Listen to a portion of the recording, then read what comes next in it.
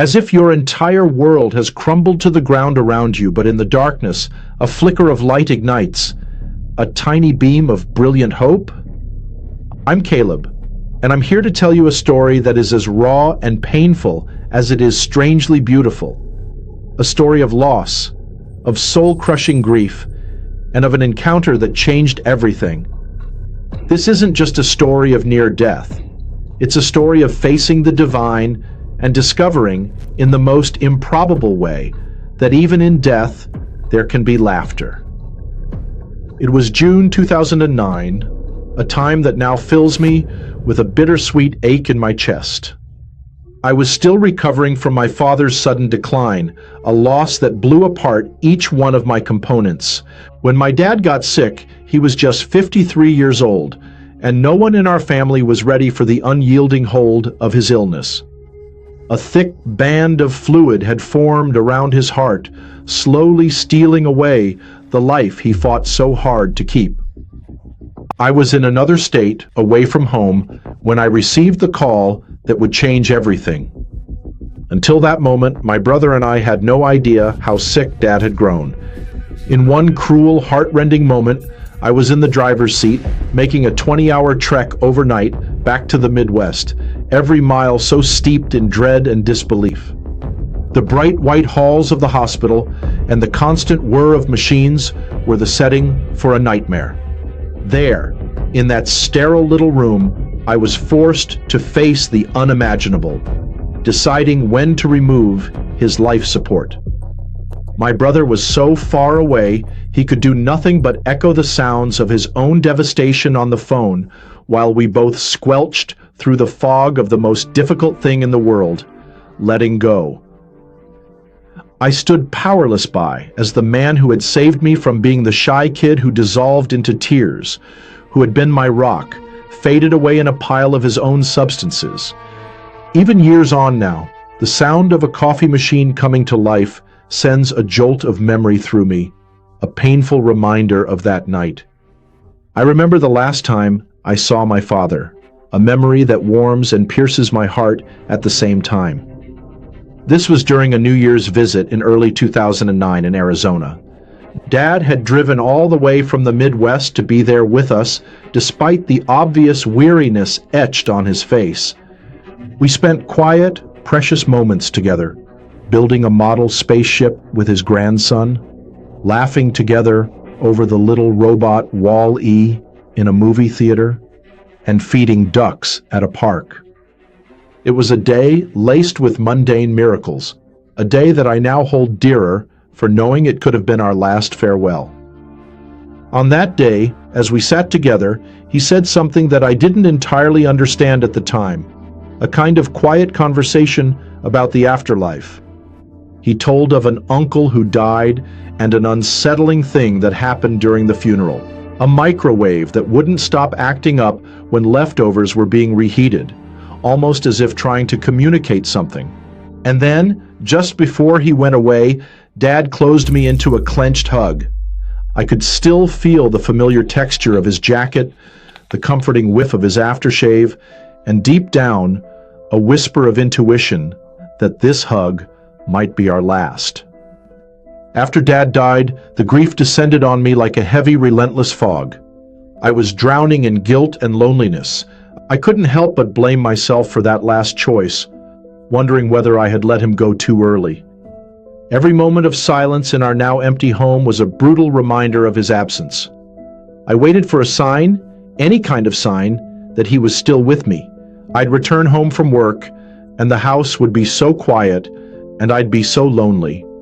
I'd crave any sign that he hadn't truly abandoned me in the world. But nothing came. That silence was deafening, and the absence it left in its wake felt unbridgeable. Then, one average evening became transformative. I was lying in bed with my wife, quietly reading as we did most nights. My eyelids grew heavy and I figured sleep would come soon, but I didn't drift into a generic dream of the kind that's generic in description. I drifted into a thing that, in the most direct sense, no words could touch. One second I was in our bedroom. The next I found myself standing in a vast, brilliant expanse, bathed in glimmering golden light. Picture, if you will, a room where the walls and floor appeared to flow like liquid fire, a swirling solid gold, molten dance of white light that seemed alive and breathing with me. A brilliant shaft of light poured in from the upper left, rendering an otherworldly glow that was at once inviting and, hard to explain, conclusively warm. Nothing was the same in that sacred space. Time lost all its meaning. I wasn't weighed down by the heaviness of my body or the ceaseless sting of my sorrow. Everything seemed to be heightened. The colors were like nothing I'd ever experienced. The sounds, a soothing, melodic hum that resonated deep within me, and the very air seemed to vibrate with power. And then, there he was, there right in front of me, and there, in that brilliant expanse, was Jesus. I know this sounds crazy, but I recognized him immediately.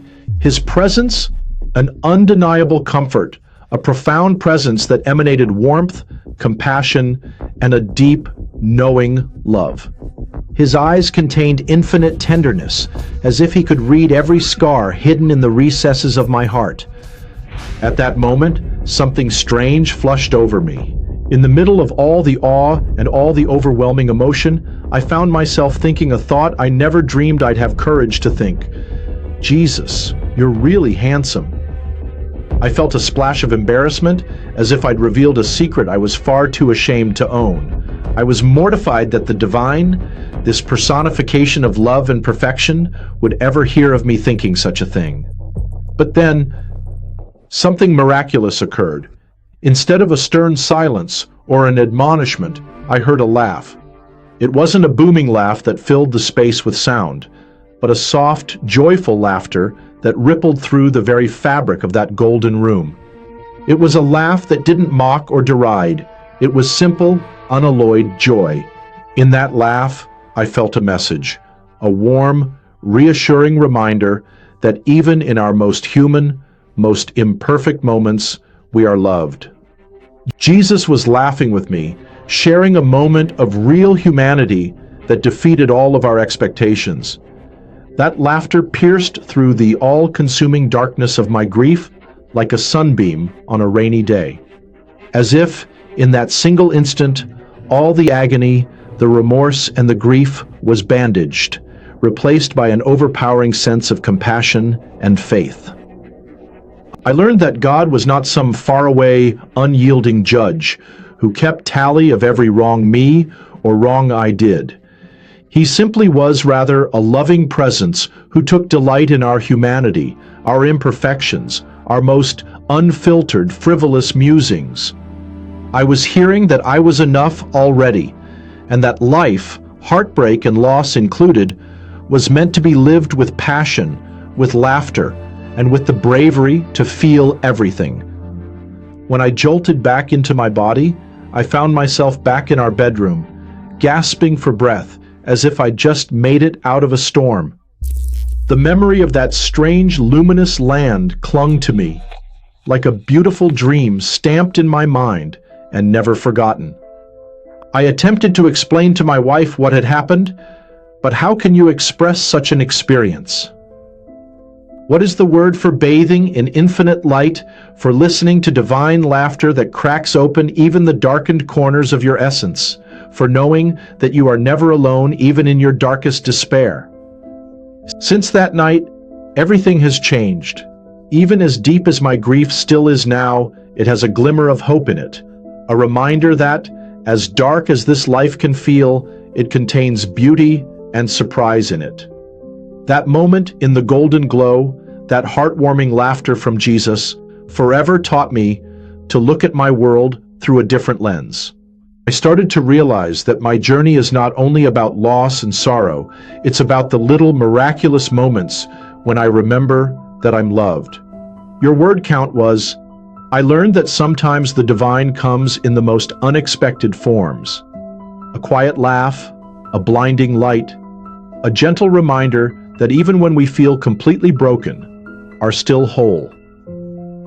I'm not telling you that all of a sudden, everything is going to be all right, or that not a minute will go by without pain once you've had one laugh. No, every day, life still tries to take my power.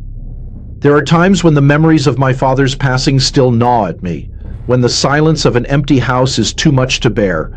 But now, when the darkness is about to swallow me whole, I remember that golden room and the sound of the laughter. I know that in my lowest of lows, when I was a mess and beat up and needy, that love had no boundaries and melted my deepest fears. I tell my story not to say I have all the answers, but to show you that there is beauty in the pain. I want you to know that it's okay to feel vulnerable, to laugh at your imperfections, to embrace the full spectrum of humanity that exists in you. Life is messy and chaotic, and sometimes the most surprising things can remind us that we are never really alone. I'm Caleb, a man who has experienced backbreaking loss and soul-soaring wonder. I am here, and I have been transformed. And I am here to tell you that even in your darkest days, there is a light within you so pure, it is meant to heal you. I also was broken, I also was hurting, and I also was lost. And suddenly, at the least expected of times, I was enveloped by a divine love that not only greets my pain, but also rejoices my very being. So if you are struggling with sadness or wondering if you are enough in this world, just know there is a laughter from the beyond, a laughter that tells you, and you better listen closely, that you are enough.